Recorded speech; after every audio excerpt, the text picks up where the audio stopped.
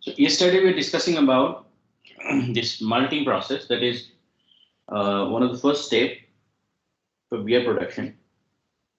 And we have mentioned that commonly barley grains are used for beer production, but you have option to use wheat grain or any other grains like rice. Sometimes people also use rice, rye, barley, wheat. So only thing is you have to make sure that during germination you get substantial amount of protein, and also add an adjunct, you need to add sufficient amount of carbohydrate. So in the malting process, yesterday we have mentioned about 5 steps that you need to first clean the grains, and then you need to screen them to get different size fractions, and then you need to soak them in water to increase the moisture content, because inherently the grains will be dry, and for germination it will require water. So you will try to soak them with water, and in this case mostly you use fresh water, and this water used in steeping process is also known as steep water. So when you do this steeping operation, you essentially provide moisture to the grain, and you change this water every 10 to 15 hours. So first you have barley grain, then you do the cleaning, and with the screen you actually get different grades of barley. We have mentioned about 3 different grades, A, B, and C, and mostly A and B are larger size grains. They are used for, so these are the A, B are greater than C, means size wise they're bigger size, and mostly AB are used for lager beer production, and C is used for distiller's malt. So when you use in distilled brewing process, they will actually use the smaller grain.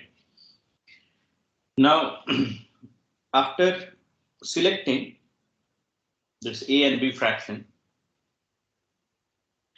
you set that fraction to steeping unit, and you can see the mass balance here. So first you started with 100 gram, 100 kg, and during cleaning process you will be losing almost 10%. So you will have 10% removal from there, and remaining 90 kilo will go for steeping, where it will absorb moisture, and in this process every 10 to 15 hours you change the water.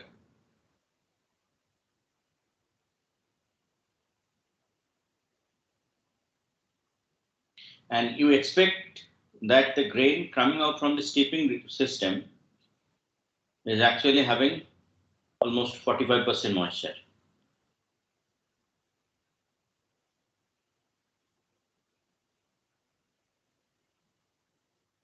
So steeping operation is essentially helping you to do this increasing the moisture content, and this entire soaking operation, essentially this operation is actually done by uh, different ways. Means you can have bucket fitted in the conveyor belt, you can have a large tank, and using pneumatic conveyor or using belt conveyor, the bucket can actually get soaked in the, imagine a large tank, and you have belt, or you can use pneumatic conveyor also, containing small tubs.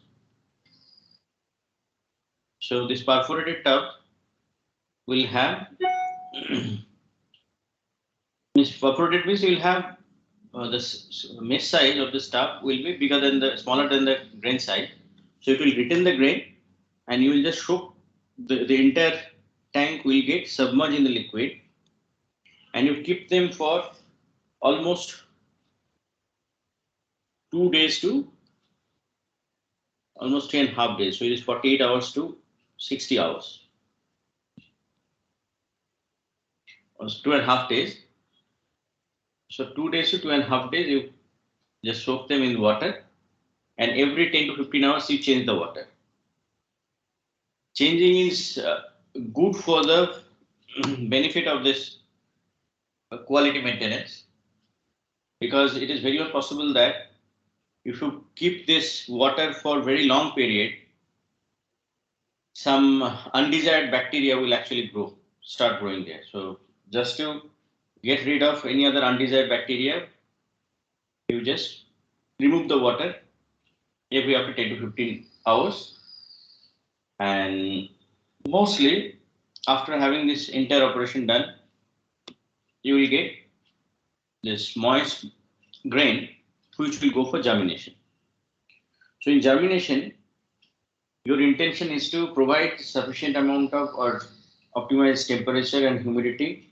So the embryo will just start synthesizing gibberellic acid, and it will also synthesize different hydrolytic enzymes.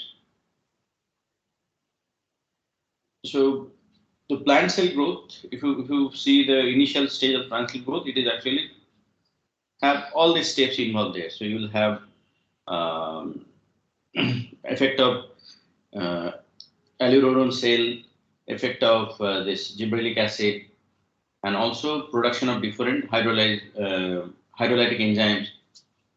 So this germination step is actually happen at a controlled environment where you provide sufficient amount of air and maintain the optimum temperature. Generally, here the temperature is kept in the range of 15 to 20 degree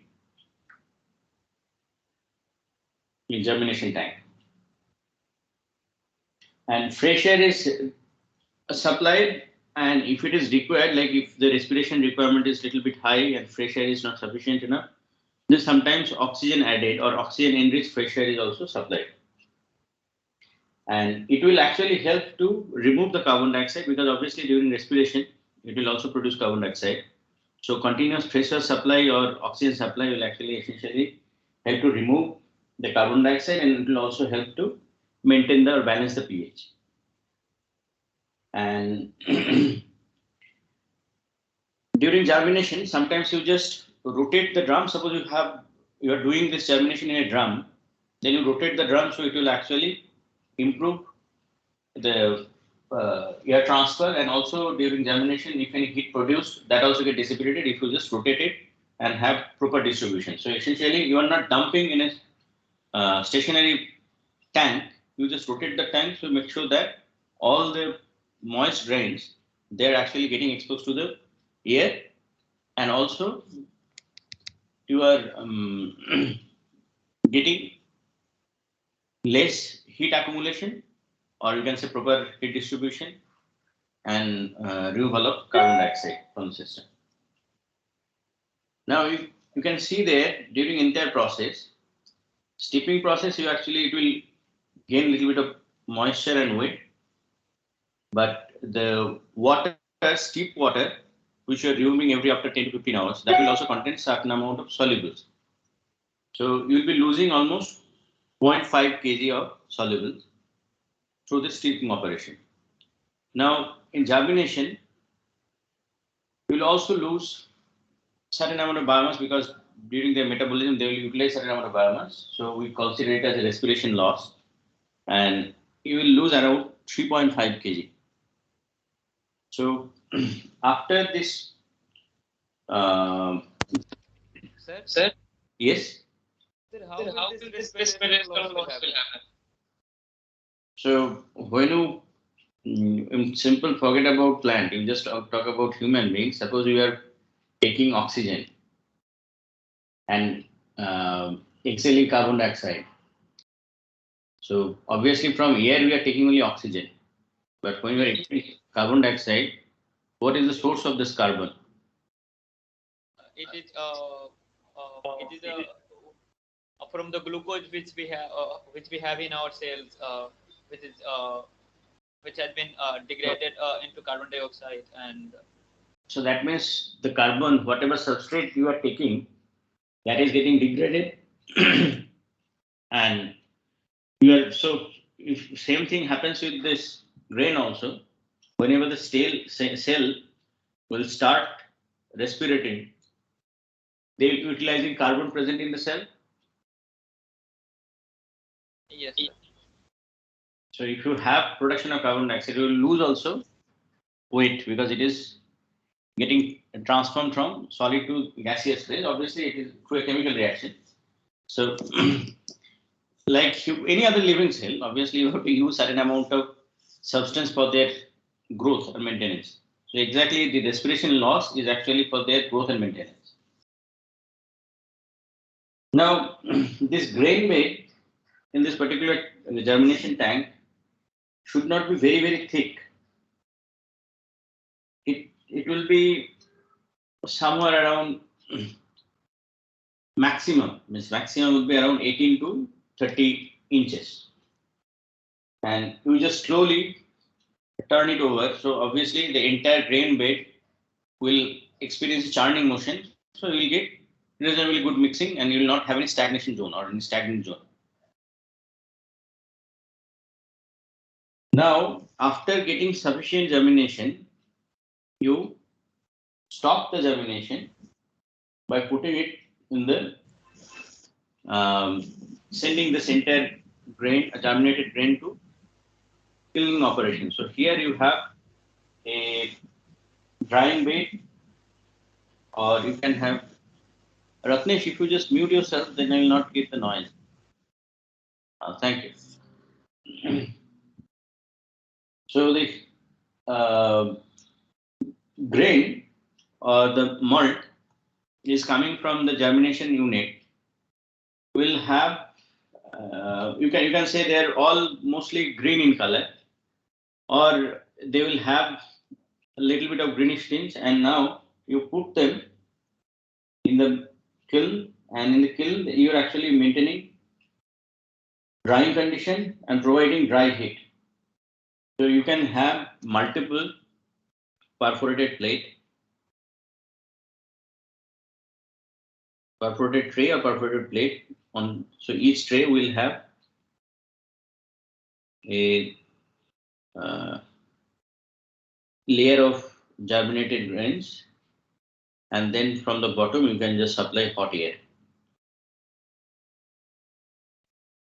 So this green malt on the top layer, or in the on the tray, will change its color because you do this heat treatment operation for about 12 to 24 hours. So here you are keeping them for 12 to 24 hours,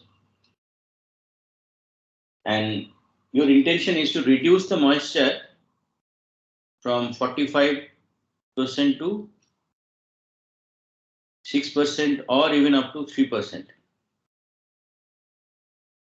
So depending upon your requirement, because if you need to caramelize more, so you are actually roasting. You can say it is one kind of roasting. So you are actually drying them in presence of hot air, and the temperature can be maintained at different level based on your moisture content requirement in the final grain.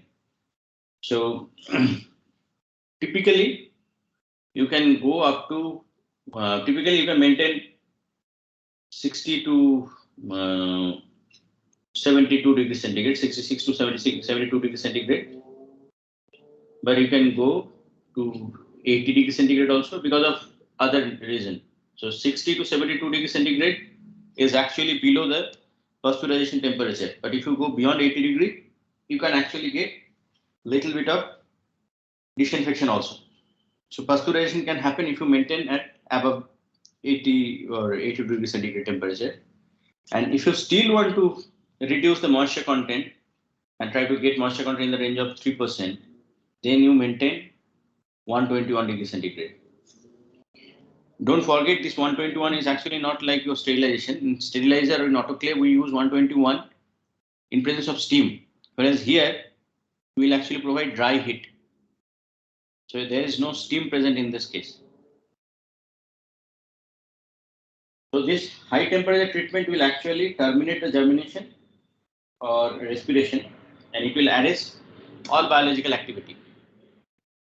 So during germination, you are actually waking up the seeds. Whereas in cleaning operation or in heat treatment operation, you are trying to stop all biological activities. So they will again go back to the dormant stage, or you can say you are arresting the biological activity. So they will not show any further growth. So in this process, the amino acids and sugars, they will actually sometimes they will react and they will form different kind of colors and also flavors. So during this cleaning process, you will actually get color. You will also get different flavor, and mostly melanoidins are responsible for creating this different kind of colors.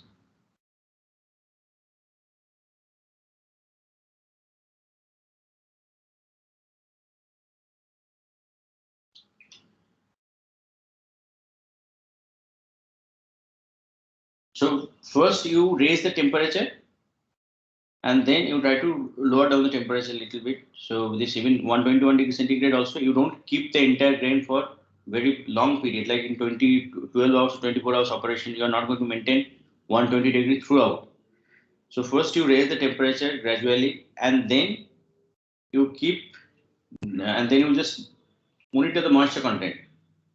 So depending upon the requirement of moisture content, you keep on increasing the temperature, and then at the final stage, if you still need to use a really very low moisture content grain, or then you raise the temperature and keep the temperature for a short period of time.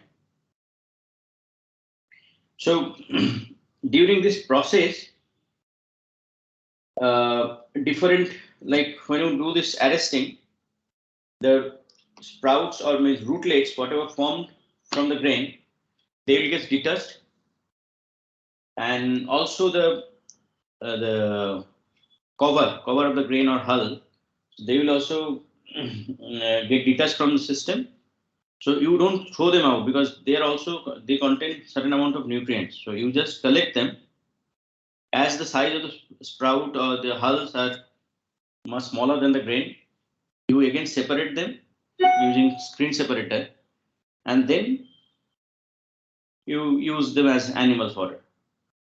And after doing this cleaning operation, so it is one kind of sorting or cleaning. So after doing this cleaning operation, you get your dried malt. So that malt you can actually either directly send it for fermentation, or you can just send it to its appropriate storage system. So before storage, sometimes we also supply, means sometimes the industry may supply certain amount of sulfur dioxide,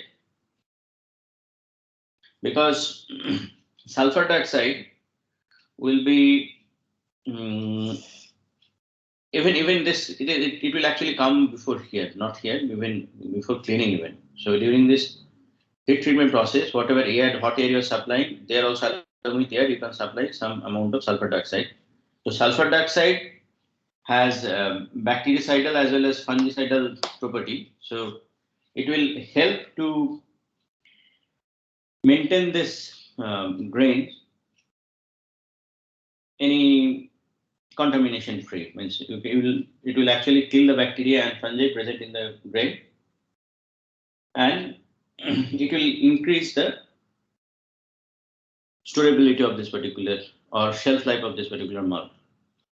And also during sulfur dioxide treatment, it can do a little bit of bleaching. So during heat treatment, whatever color you are generating, if you really don't want to get that high intensity brown or dark color, then this bleaching through sulfur dioxide can actually reduce the intensity of the color.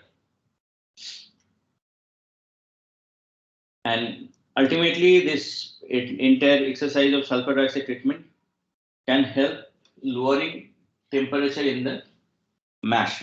We'll discuss about mash. That actually comes under brewing process. So in subsequent treatment or subsequent operation, actually you'll get little bit of advantage due to addition of sulfur dioxide, because it will lower the pH. So whatever malt you are getting after this cleaning and heat treatment and cleaning, these malts are actually very dry and brittle,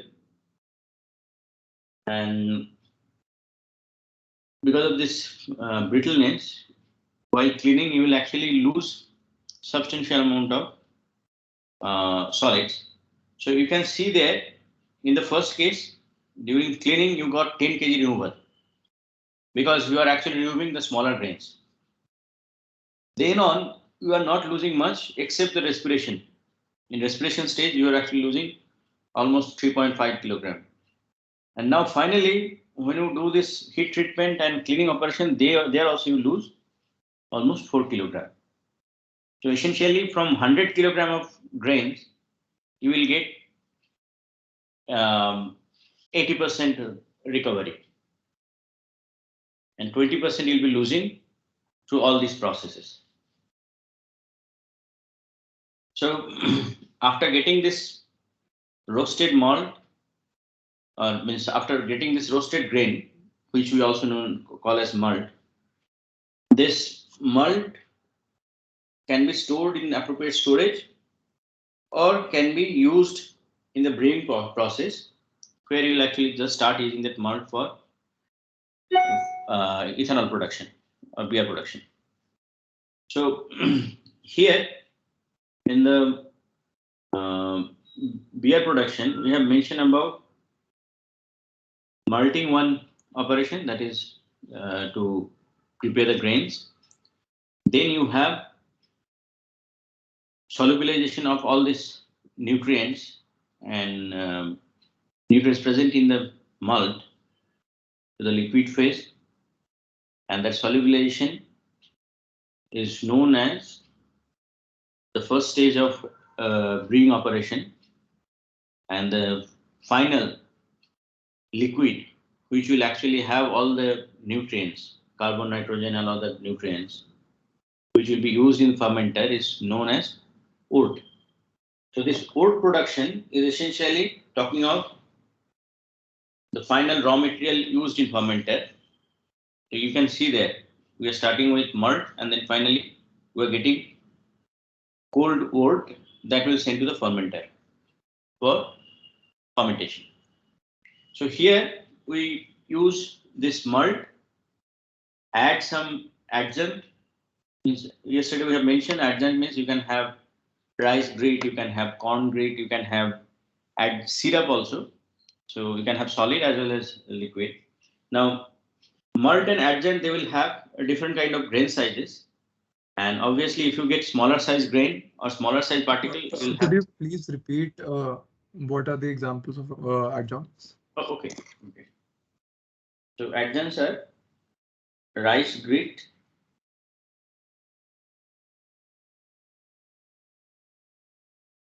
corn grits,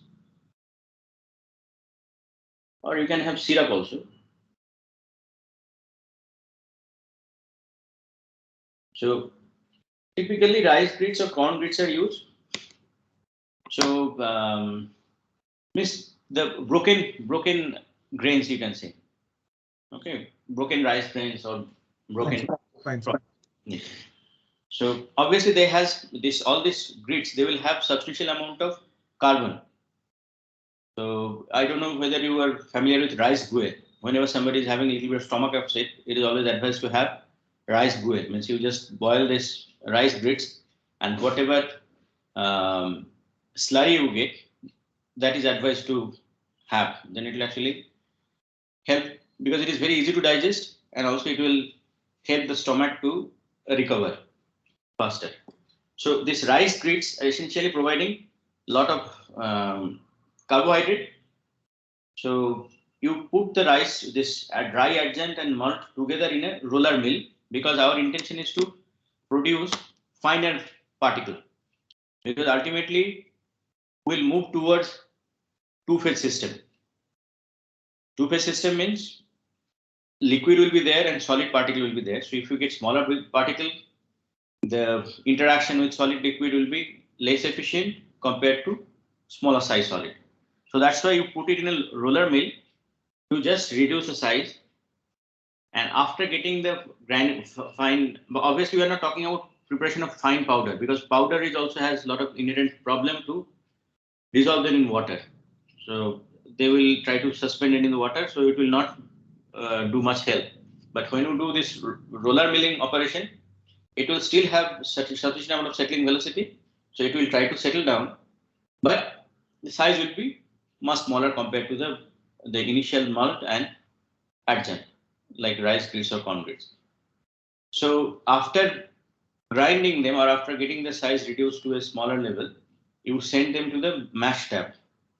So this mash tab is actually a heater where you put this water you add. So here actually water has significant impact. So yesterday we have mentioned about water quality.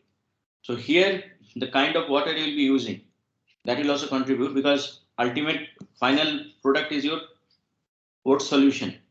So here in the oat cooler, you are actually getting oat. It is a solution. It is actually a liquid.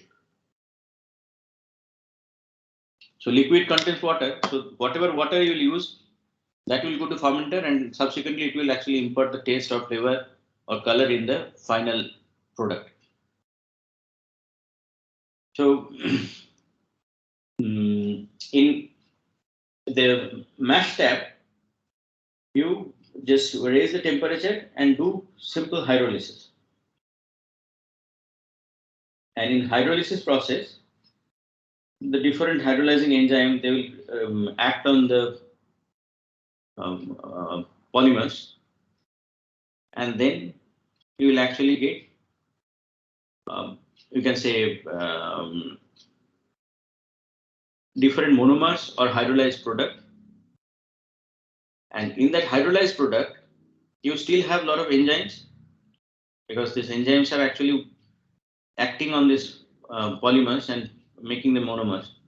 Now, after doing this mashing operation or the mash tab, you can send the entire mixture to a filter, because your intention is to solubilize most of the content in the mash tab. So your intention is to reduce the solid content coming out from the mash filter. But still you will be having some residual insoluble material that should be separated out. That's why you just use a mash filter. Now, sometimes we also use dry adjunct separately in a cooker, because as I told you, when you do this cooking operation, simple rice gruel, the viscosity will be very, very high. So malt hydrolysis and the hydrolysis of rice or corn grits may show different kind of properties of the soluble liquid, or the liquid obtained from the after solubilization. So it is very much possible that in one case, if you need to use a lot of adjunct to get substantial amount of carbohydrate, you can do this adjunct hydrolysis in a separate cooker. So you can put adjunct in the cooker, and then you just again do the same operation. So mashing in mash tab, whatever hydrolysis operation you are doing, in cooker also you'll do similar operation. Only thing is you are separating it to get rid of handling the high viscous liquid, because if you have really very high viscous liquid, heat transfer will be very suboptimal, and you will not get good solubilization of the solid material. So ultimately, after mashing operation, so it is actually, you can say, a saccharification step, where you are trying to get the enzyme activated, and they should sacrifice this. It is not only for carbohydrates, also proteins. So it will actually just work on the polymer and then make the monomers. And after doing this, you just filter it, remove the solid. Now remaining liquid is actually known as oat. So the whatever liquid you are getting from the mash filter, mostly it will be black in color, because during roasting of malt, the malt will get caramelized. So the color brown or black, whatever color malt will have, that will actually impact the color of oat. So you will get a soluble fraction, solid free liquid fraction, Now you will again put it in a kettle where you raise the temperature above the this solubilization temperature or hydrolysis temperature.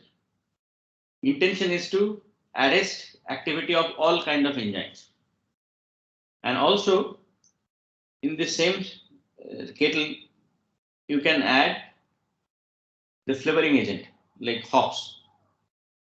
So this flour or hops, they will be added in this, and they will just liberate the required aroma or taste to the media or to the liquid. And after doing this brewing, you will essentially ensure that the enzymatic reactions are stopped, and you get finally the liquid having all this essential ingredient obtained from the hops. And in some cases, you actually add certain amount of liquid adjunct, because if you feel that you need to add more carbohydrate, then you can use liquid adjunct in the brew kettle. And finally, you use a separator to remove these hops. So hop solid residue will get removed. So as hops, you can actually, people can use different kind of herbs. Even marijuana is also one of them. So you can use different kind of herbs. And after separation of the solids, whatever wort you will get, that will be sent to a wort cooler, because fermenter will not be able to withstand that high temperature. Yeast you will use in fermenter, it will grow in around 30 to 37 degrees centigrade. So obviously, if you do this operation in brew kettle at very high temperature, then obviously that will not be good for uh, fermentation. And you actually get sterilization in the brew kettle, you get enzyme inactivation, and you get one important thing that's called hot break. In brewing industry, it is very common term. Hot break means the high molecular weight proteins, they will get precipitated during this boiling operation, and they will form large flocks. So when you have formation of large flocks, that means you are actually getting separation of large flocks from the solid, because protein is already soluble there. But if you raise the temperature and if you have denaturation, then you will actually get flock formation. And the separation of large flock from this water is called hot break.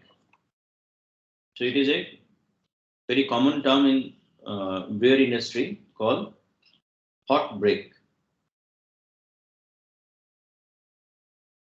Due to high temperature, you are actually breaking the consistency of the water, so the liquid. So this precipitation of protein mostly happens due to denaturation, and obviously denaturation and also maintenance of isoelectric point pH, like in this wort cooker or brew kettle, will actually have pH in the range of 5.1 to 5.2. So it is pH, low pH to have in this cooker. So this is one reason for protein precipitation, that is high temperature that will denaturate the protein. Second reason is sometimes this protein molecule, they will form different complexes with tannins and other oxidation product. So tannins, so here this hot break. Sir, Uh-huh. sir, like what is the difference between these hops and melanoidins, sir? Okay. So when you do caramelization operation, like if you just raise the temperature at little bit higher temperature, like almost boiling temperature, 100-degree boiling of water, or a little bit higher than even boiling temperature, sugar molecule will actually get polymerized. And during this polymer formation, water will get removed. And from sugar molecule, you will actually have formation of this caramels. And one of the constituents for development of color is melanoidin. So melanoidin is actually happening during your malting operation. So when you roast the malt, you are essentially making the melanoidin, which is giving the black color or brown color. Whereas the hops, they're different herbs, or you can say a specific flower, which essentially imparts some aromatic oil to the system. So it will impart flavor, color, and also the taste of the beer. So marijuana is one of the commonly known herbs or hop.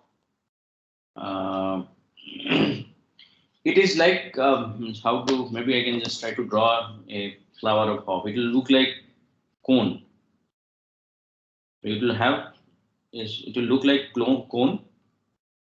So it's a flower of a plant, and it has inside this you have certain glands called lupulin glands.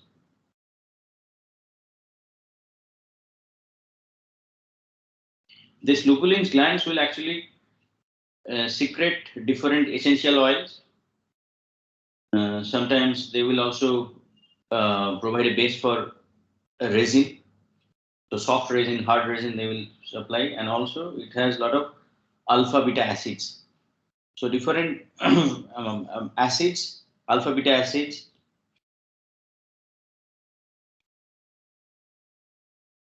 and essential oils.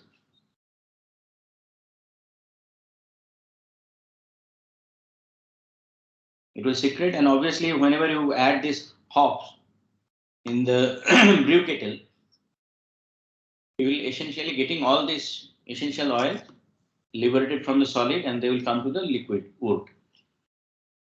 And this is the last step actually. You can see in wood preparation, first you do the mashing operation to do this solubilization or hydrolysis. And after doing that operation, you remove the solid, so you get a clear hydrolyzed liquid. There you add hops, because this is almost the final stage where you try to impart the essential oils and other aromatic compound to this liquid, which will subsequently go for fermentation. And it is very much possible that after fermentation, few of the components will remain unchanged, means they will not interact with any other reaction. And sometimes the essential oil also interact with other metabolites and then give a specific taste. So that's why different company they use different kind of hops. Earlier, people used to use different kind of flour or other substance, which would essentially give you the taste as well as flavor, and sometimes color also. So is it clear now that hops are different from melanoidin? Yes, sir. Yes. Okay, and hops are also responsible for creating bitterness. So when you have, like, if you overcook some rice, you just say that it already got burnt, and that's why the taste is really the rice is actually now bitter in taste. That also comes from the overcooked malt, and also hop will also essentially create this bitterness taste because of the presence of this alpha and beta acids. And the different hops, if you really want to have in detail of this description of hops, then essentially you will get different essential oils. So humulinone, cohumulone, different other resins will be there. And obviously this himulone, cohumulone, and lupulone, all these uh, oils, they will have significant impact in the flavor and taste. So the concentration of all these oils will vary based on the hop you are using. Now we are talking about two different things for during this protein hot break or protein precipitation. So one is the denaturation of protein,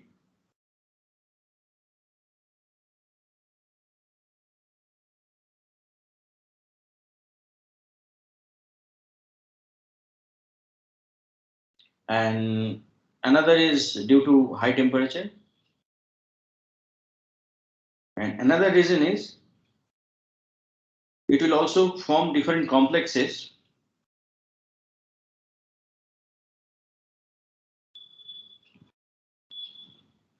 with tannin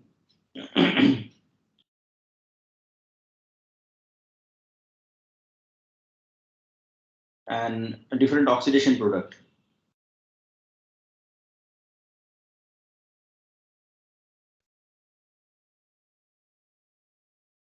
Hot break is a common phenomenon in the beer industry where deliberately you try to remove different higher molecular proteins during this uh, brew kettle operation. So when you try to restrict the uh, enzyme activity, and also most of the time these brew kettles are made of copper. So many industry they believe if you do this operation in copper still or copper brewers, then actually you will get a different kind of taste.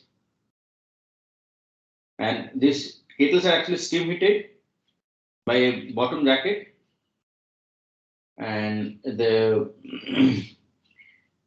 system is designed such a way that it will have proper heat distribution, and heat exchanger will be used to regulate the steam flow.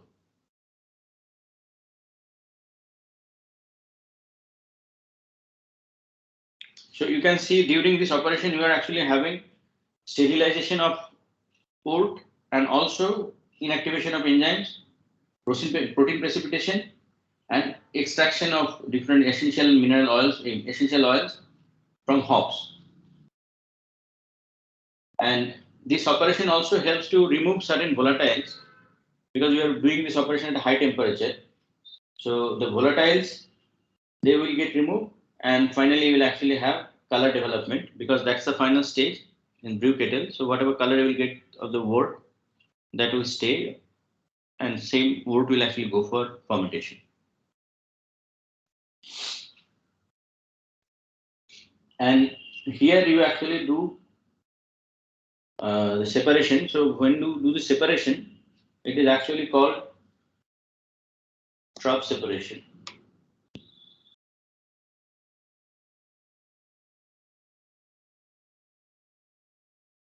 So turbidity creating agent, they will get separated, and a trough separator will essentially help to remove the hop solids, and this solids can be used as a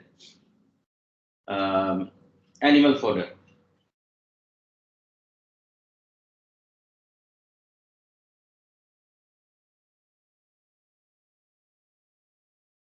Now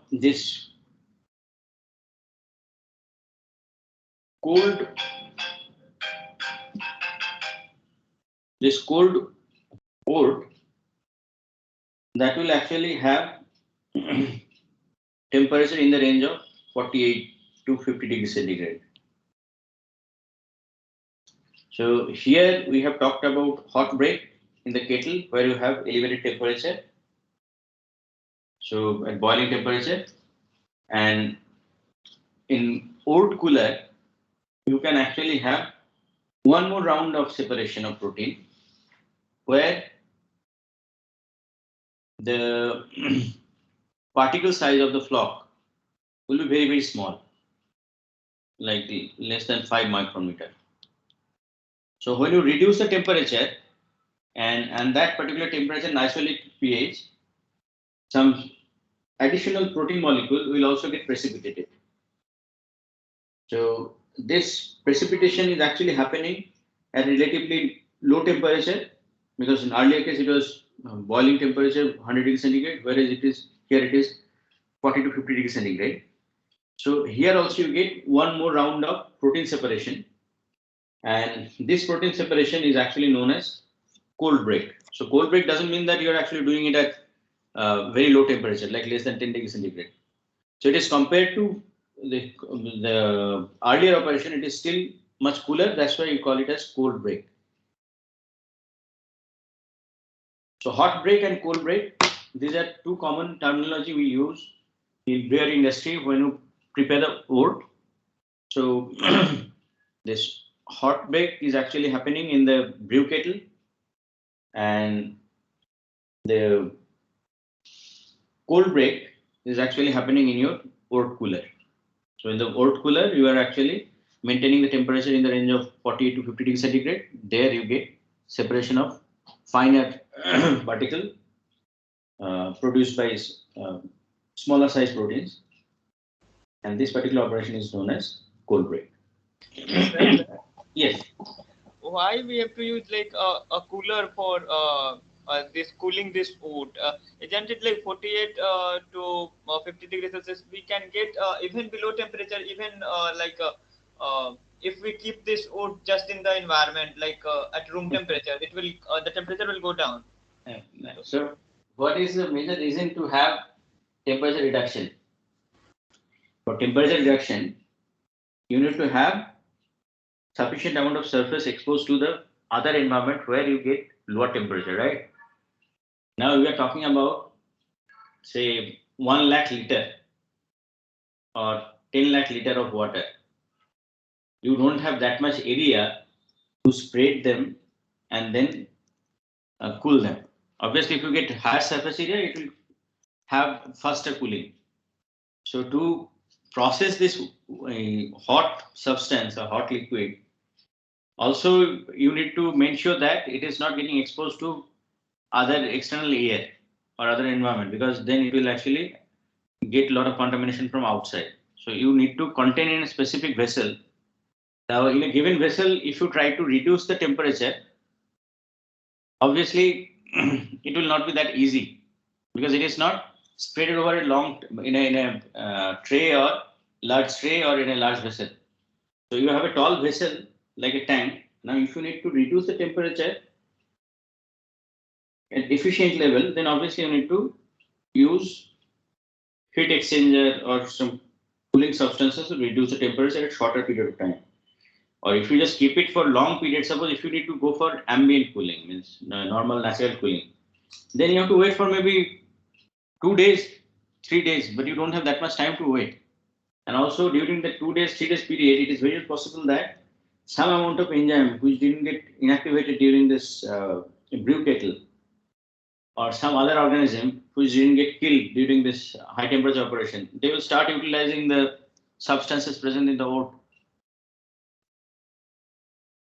So you need to use heat exchanger to reduce the temperature at an efficient rate.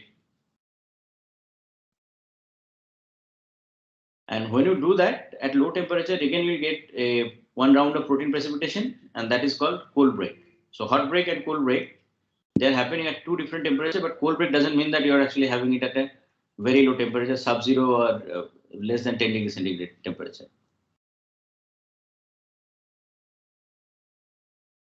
And before sending it to the fermenter, you also oxygenate it to provide sufficient amount of oxygen, like you saturate it to maintain almost 10 to 8 to 10 ppm oxygen in the wood, and then send it to the fermenter. So maybe in the next class we'll discuss about fermentation and also storage of beer. Okay.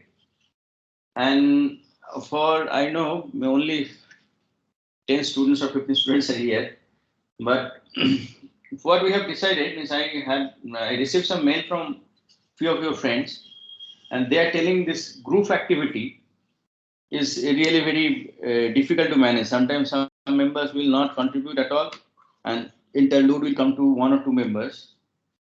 Though I have mentioned that individual students' performance will be assessed, but students are actually a little bit skeptical. So to avoid this group business, we'll have a separate model. Means all of you are free to select 2 different product. any product. You can have overlap also. So it is very much possible that two students will select same product. Now all of you need to select two products and then prepare a presentation of that production of that particular product. So from the beginning to the end, one fellow will prepare the entire presentation, and in the presentation they will also have voice recorded. So essentially, as your as home assignment, you need to prepare the presentation for two products, and when we evaluate the student's performance, if we find that contents are copied or contents are actually copied from same material, one option is student will copy from one student will copy from others. Another option is both the student can copy from same source. If we find that kind of activity, we will not show any mercy, will straight away give 0. So maximum flexibility will be with you. You can just prepare your presentation and you'll get sufficient amount of time. Deadline for submission of this will be just one day before the major exam. Sir, one day before the start of the majors or one day before the BBL431? Start of the exam. Start of the major exam. Oh, okay, sir. Okay, sir. You will have now. If you start now, you actually have almost 1 month time, because last teaching day will be 1st April, and major will I think start from 2nd or 3rd April I think. Yes, sir, 3rd April, sir. 3rd April, yes. So sir, this is going Then to be two different presentations or two different one presentations. presentation for both? Two different presentations. Each of you need to prepare two different presentations on two different products. Yes, sir, and you have to record the video of the presentation and while speaking and presenting, and then submit. Video. So in Microsoft PowerPoint, you actually have to record the voiceover. So whatever voice delivery you'll have, that you can record while rehearsing the presentation. Yes, sir. So you will have slide. Essentially, you will have slide, and also each slide will have some recorded voice. Okay, sir. Okay, sir. So, sir, that would be a video. And It's not a video. It's not a video. You have to save a video because video file size will be very, very large. So when you try to, first you prepare the presentation. Yes, sir. And then while rehearsing it, you can check the options in the Microsoft PowerPoint system. Oh, so sir, we can include voice with the slides. Yes, you can include. You can include voice. Okay, sir. Okay, sir. And then you submit that file. So each file would be of maybe 10 MB or 15 MB. And sir, everyone has to select unique products? Better, but obviously if 60 students are there, it will be very difficult for all of you to actually find 120 different processes. So I don't mind if you have overlap, but it should not happen that entire class is making ethanol or entire class is preparing slides for wastewater treatment. It should not happen. So I request, as you are the seer, maybe you can just have a common sheet. A Google spreadsheet running. So each of the student, they can put their preferences. Yes. So at least. Also, how long should the presentations ideally? Yes, I'm coming there.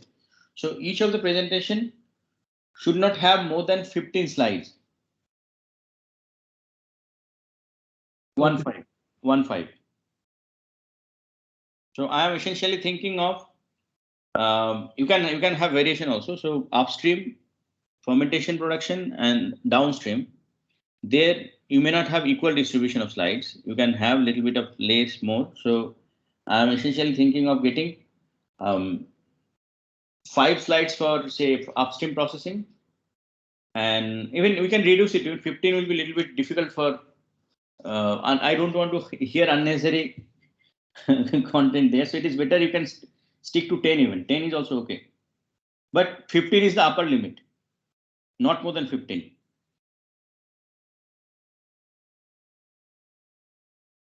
But it should not also happen that you are preparing only 3 slides. One for upstream, one for production, and another for downstream.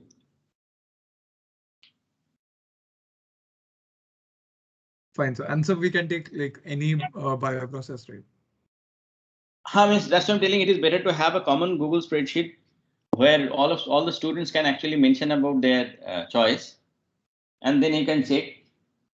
how many of are actually asking different kind of bioprocesses? Even see, we'll also discuss, because in due course of time, we'll also discuss about few other processes like vinegar, insulin, recombinant. So insulin will come under recombinant only.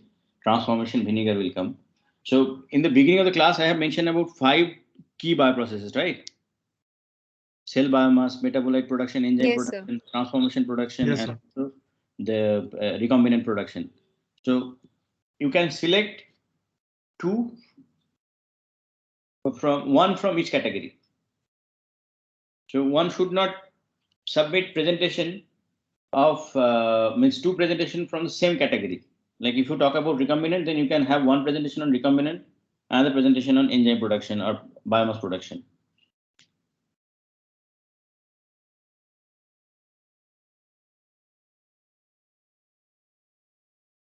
Okay, so you have substantial amount of time now. So that will be your home assignments. And as I mentioned, if we find the similarity with any other sources, means substantial similarity, then you will actually not get any marks there.